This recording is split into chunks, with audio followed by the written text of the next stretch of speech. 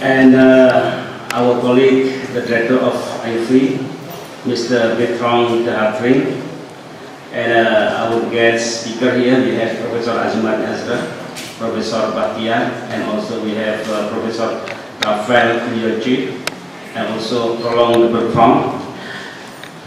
And ladies and gentlemen, as a rector, I would like to convey my gratitude and welcome to you all, especially for our guests from the France Embassy and our distinguished speaker.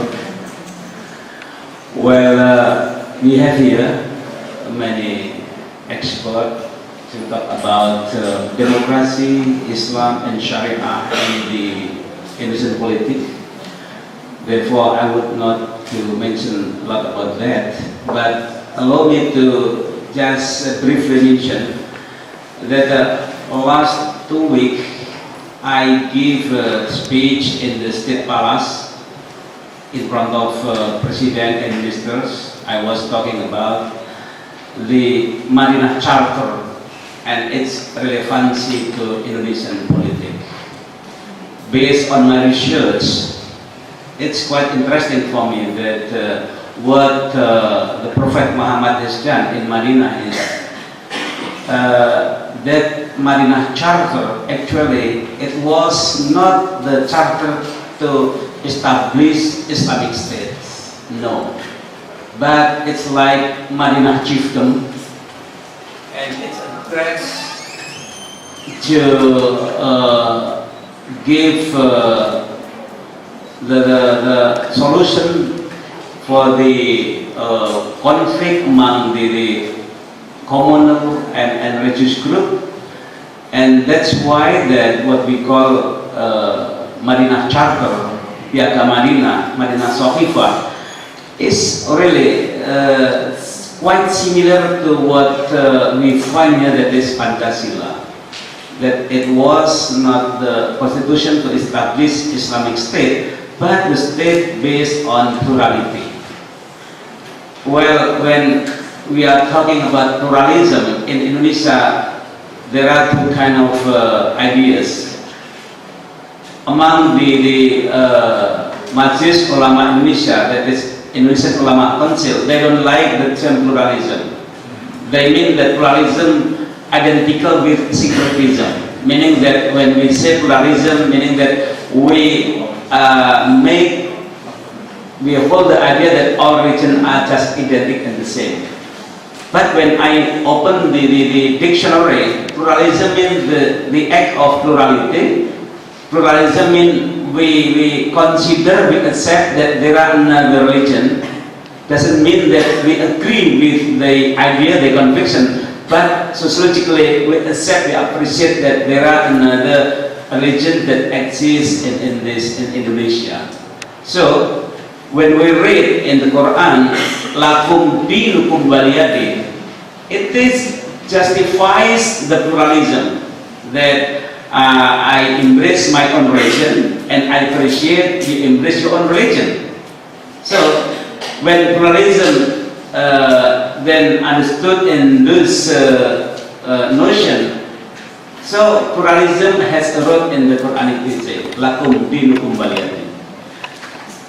There are two notions about pluralism, that one is tend to be syncretism, but another that what I have said. So in Madinah Charter, one thing that it has, for me again, very interesting, what our Prophet has done is, he introduced what I call the tribalization.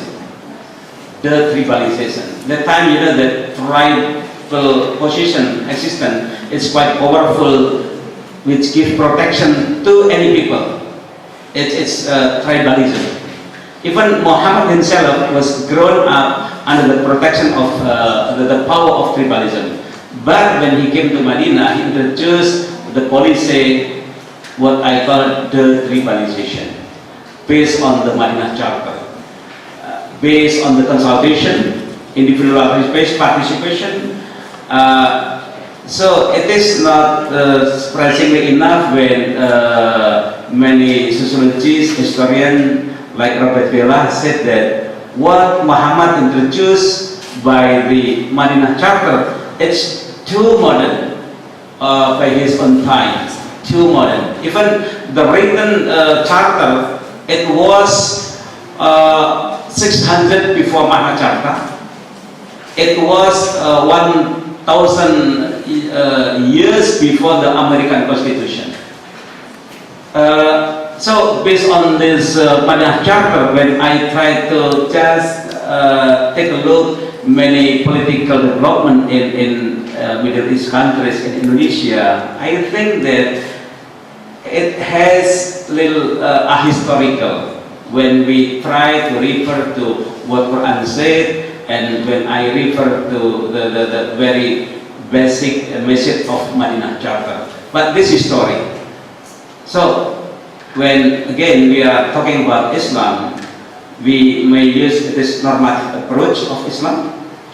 We use theological approach, or Islam as it is reflected in history. It's something different. So this morning we try, I think, to dwell on the issues, to scrutinize, to discuss how actually Islam as a normative idea and Islamic story manifested and take a form in the modern state. What is the relationship between Islam and state, Islam and democracy, and so on and so on. I'm sure that we are very lucky, very happy that we have so often having this kind of seminar. Again, I would like also give appreciation to postgraduate studies who does a deep research on this issue, and it is also reflected by many dissertations analyzing and writing on this issue.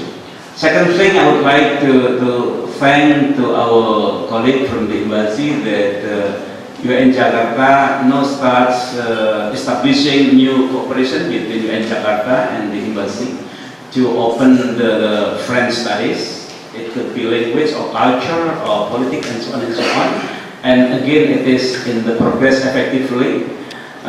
Thank you to all our colleagues who participate in this efforts. When talking about French language, well, it's quite interesting. I don't speak French, but I've learned just a bit about French just to fulfill the very basic requirements when I studied. I remember that it has been said by Heidegger, language is the house of being. Language is the house of being. We live within and use language. And language means also the way we are feeling, thinking, acting, behaving. Those are all language actually. Sometimes we understand language as what we are saying. It's just one aspect of language, because language is basically, it has existential entity. We are thinking, feeling, imagining. Those are within and in language. That is why Heidegger said that language is the house of being. And human being as an animal symbolicum. We are very productive in creating symbol. We can imagine how would life will be if there is no symbol. Even we are talking with language of symbol. Symbol is kind of the convention, agreement. We give meaning based on the agreement, and that's why we are living within the web of symbol. And each symbol invites interpretation.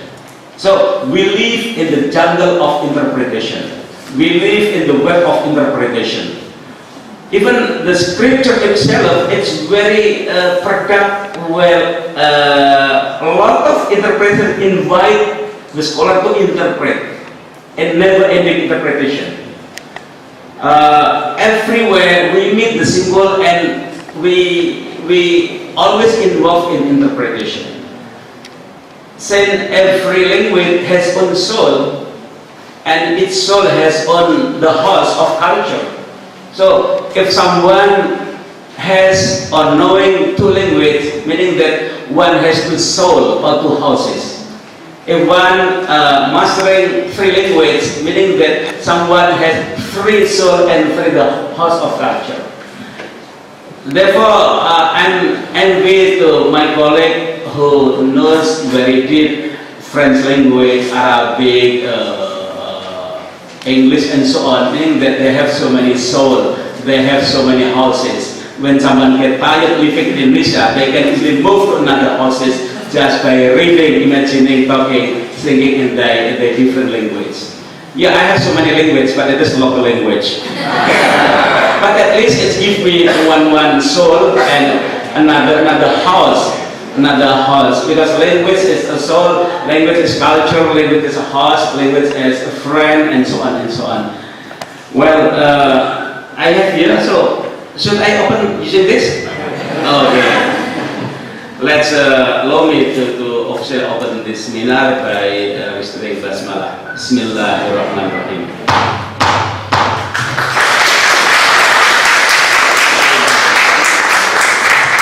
Thank you very much. Assalamualaikum warahmatullahi wabarakatuh. Thank you very much, Pak Muhammad Hidayat. And second speech will be delivered by Her Excellency Mrs. Corinne Boulazé, the Ambassador of France to Indonesia. The floor is yours.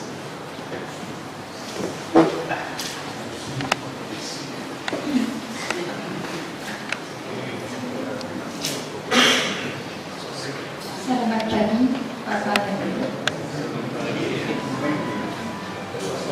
Monsieur le recteur de l'Université islamique nationale, Monsieur le conseiller des affaires religieuses, Mesdames, Messieurs, chers compatriotes, chers amis. Yang terhormat Bapak Rektor Universitas Islam Negeri Syarif Hidayatullah, yang terhormat Bapak Penasihat untuk Urusan Agama Kementerian Luar Negeri Prancis, para hadirin dan hadirat yang saya hormati. Le thème État et religion est un élément fondamental du dialogue des civilisations. En France comme en Indonésie, les religions jouent un rôle important dans la cohésion sociale, y compris dans sa dimension internationale. Topik hubungan negara dan agama merupakan salah satu unsur mendasar dalam dialog antar peradaban. Baik di Prancis maupun di Indonesia, agama memainkan peran penting sebagai perekat sosial masyarakat, termasuk dalam dimensi internasionalnya. Le rapport entre État et religion fait l'objet depuis longtemps de nombreuses recherches et d'enseignements. C'est pourquoi, Monsieur le Recteur, je vous remercie d'avoir accepté que le séminaire État et religion se déroule au sein de votre université et d'avoir mobilisé les participants de haut niveau. Je remercie également ceux qui ont œuvré pour cet événement et notamment les experts français qui sont venus à cette occasion en Indonésie, M. Dubertrand, conseiller aux affaires religieuses du ministère des Affaires étrangères, et M. Lioger, directeur de l'Observatoire du religieux, professeur à Sciences Po Aix-en-Provence. Hubungan antara negara dan agama sudah lama menjadi bahan penelitian dan pengajaran. Oleh karena itu, Bapak Rektor, saya mengaturkan banyak terima kasih kepada Bapak karena menyetujui penyelenggaraan seminar ini di UIN, di Universitas Bapak, dan karena memungkinkan berkumpulnya peserta-peserta tingkat tinggi pada pagi hari ini. Saya ingin mengucapkan terima kasih juga pada para pembicara dari Prancis yang jauh-jauh datang ke Indonesia pada kesempatan yang baik ini. Bapak Roland Dubertrand sebagai penasihat untuk urusan agama di Kemenlu Prancis dan Bapak Raphaël Lioger sebagai Kepala Pusat Kajian Agama dan pengajar di Institut Ilmu Politik di kota Aix-en-Provence. De nombreux historiens, dont Fernand Braudel, ont montré que le dynamisme des territoires et des événements sociopolitiques ne s'expliquaient pas uniquement par des faits matériels. Les aspects culturels et donc spirituels sont des acteurs fondamentaux de l'organisation des sociétés. Ils jouent différents rôles selon le temps et les espaces. L'étude comparative de ces différences est fondamentale pour favoriser la compréhension de l'autre. Berbagai sejarawan termasuk Fernand Braudel telah menunjukkan bahwa dinamika kawasan dan kejadian sosial politik tidak dapat dijelaskan semata oleh hal-hal dan fakta material atau nyata. Aspek budaya termasuk spiritual merupakan pemeran sangat penting dalam penataan masyarakat. Aspek tersebut memainkan peran yang berbeda tergantung waktu dan tempat. Kajian perbandingan perbedaan-perbedaan ini merupakan hal yang mendasar dalam pemahaman masyarakat satu sama lain. Trop souvent, des médias ont déformé la réalité. L'Occident est pluriel, tout comme l'Orient. En Occident, les relations État et religion sont protéiformes d'un pays à l'autre. Ainsi, aux États-Unis, État et religion sont étroitement mêlés. En Europe, cette relation se décline sous diverses formes. Deux pays s'individualisent particulièrement, puisque le Portugal et la France sont deux États laïques. La laïcité ne s'oppose pas à la religion. Le fait religieux est une des composantes de nos sociétés et bénéficie des mêmes libertés publiques que les autres composantes. La laïcité est le respect de la liberté de conscience, elle exclut la tolérance, elle garantit la liberté de culte. Seringkali beberapa media telah memberikan gambar keliru terhadap kenyataan. Barat adalah plural, sama halnya dengan Timur. Di Barat, hubungan antara negara dan agama dari satu negara ke negara lain memiliki bentuk yang sangat beragam. Dengan demikian, di Amerika Serikat misalnya, negara dan agama berkaitan dengan sangat erat. Di Eropa, hubungan negara dan agama memiliki beragam bentuk. Dua negara secara khusus menonjol karena merupakan negara laik atau sebelumnya sekuler, yaitu Portugal dan Prancis. Laicite ini, istilah yang dipakai untuk bentuk sekularisme tersebut, tidak menentang atau bertentangan dengan agama. Kehadiran agama merupakan salah satu unsur dalam masyarakat kami dan menikmati kebebasan yang sama dengan unsur-unsur lainnya. Laicite merupakan pengakuan dan penghormatan kebebasan hati nurani, menolak intoleransi, menjamin kebebasan beribadah. L'Orient est également pluriel, comme vous le savez mieux que moi. Il respecte diversités et croyances.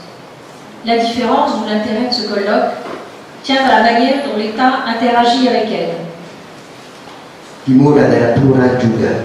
Tentu saja Anda mengetahuinya lebih baik daripada saya. Timur menghormati keragaman kepercayaan. Perbedaannya ada pada cara negara berhubungan dengan keragaman tersebut. Itulah daya tarik dari seminar pagi hari ini.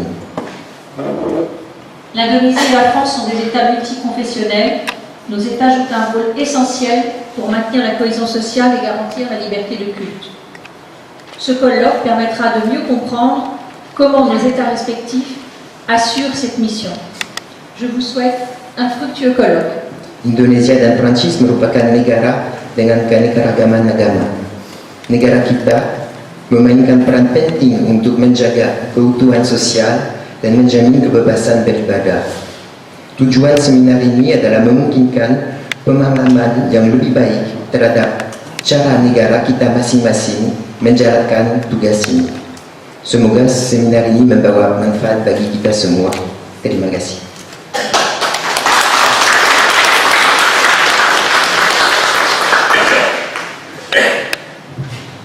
Thank you very much. As a form of thanks, the State Islamic University Syarif Hidayatullah Jakarta will give a placard to Her Excellency Mrs. Corinne Boucheze, Mr. Raphael Logier, and Mr. Rodon Dudikong. And I invite Professor Dr. Komarudin Hidayat to give the placard.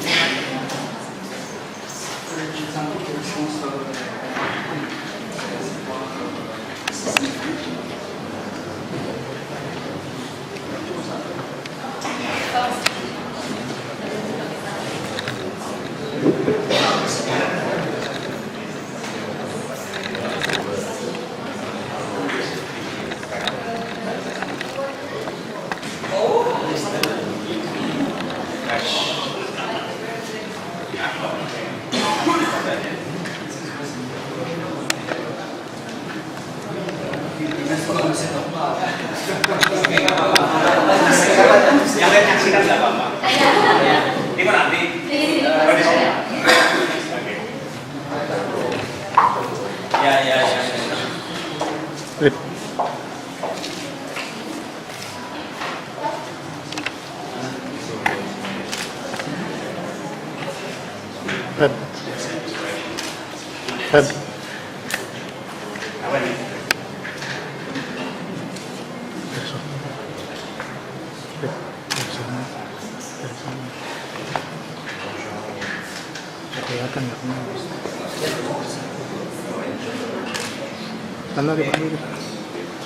thank you very much. And we want to take a photograph together between all speakers and the Mrs. Ambassador. It's Indonesian style. Yeah, it's Indonesian style. So let's take a photograph after speech.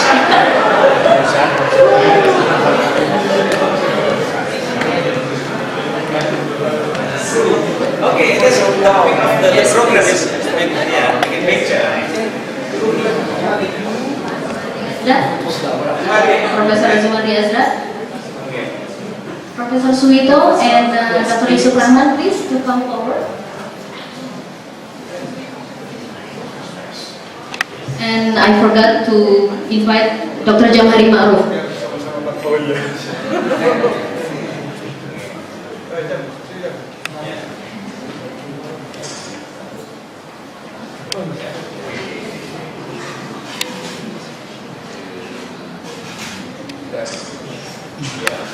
One of us will be candidate for the ambassador in French.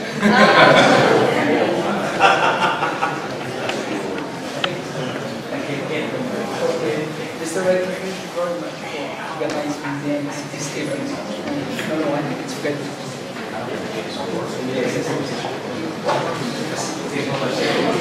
Yes.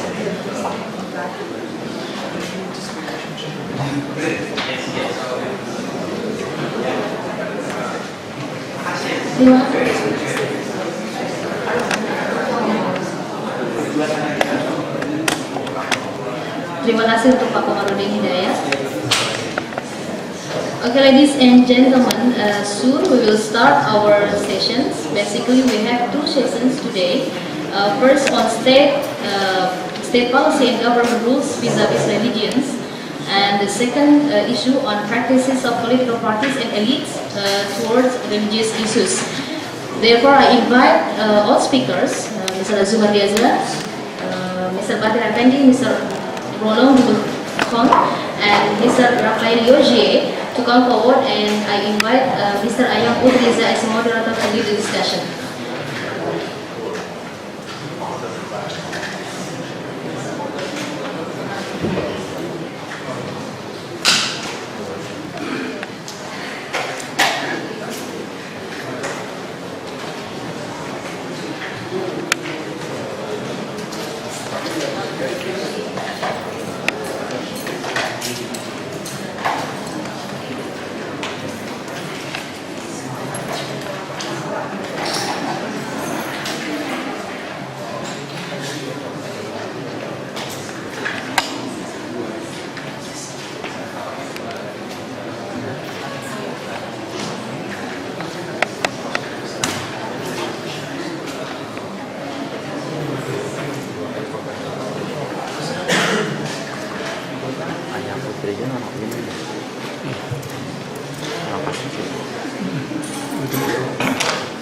Bismillahirrahmanirrahim. Assalamualaikum warahmatullahi wabarakatuh.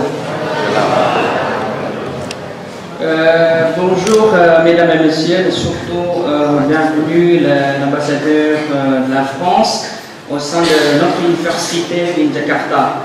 Good morning ladies and gentlemen. First of all, thank you very much for everybody to come to this very important seminar that we are going to discuss on state and religion. Tout d'abord, je m'excuse qu'aujourd'hui on va discuter en anglais. Monsieur Roland Dubuffon et Philippe Lugier et Madame l'ambassadeur. And actually, this morning we are going to discuss on state and religion, a big issue in the modern era. Ladies and gentlemen, the first question, why we choose France and Indonesia? Actually, we have common platform. as the ideology of the state, laïcité or scolarism in France, law on the scolarism or loi de laïcité 1905. And in Indonesia, we have actually in 1945 we have 5 basic principles as the ideology of the state, Pancasila. And in the first session, we have 2 speakers. First, Professor Azumardi Azra and Monsieur Roland Bertrand. And the second session, we have Professor Bahtiar Effendi and Professor Rafian Dioshi. In the first session, we are going to discuss on state policy and government rules vis-à-vis religion. Actually, we have very important question: how France and Indonesia regulate everything pertaining to the religious issues, and why they choose that decision and that position. And to answer this question, and actually so many questions arise from this first question, we have Professor Azumardi Azra. As you know, he was the president of the State Islamic University and actually the director of the graduate school of the UIN Jakarta. He got his master and PhD in history from Columbia University, United States. He authored so many articles and books in English in Indonesia, and actually he is one of the very important figure in Indonesian Islamic studies, I think after Cak Nur.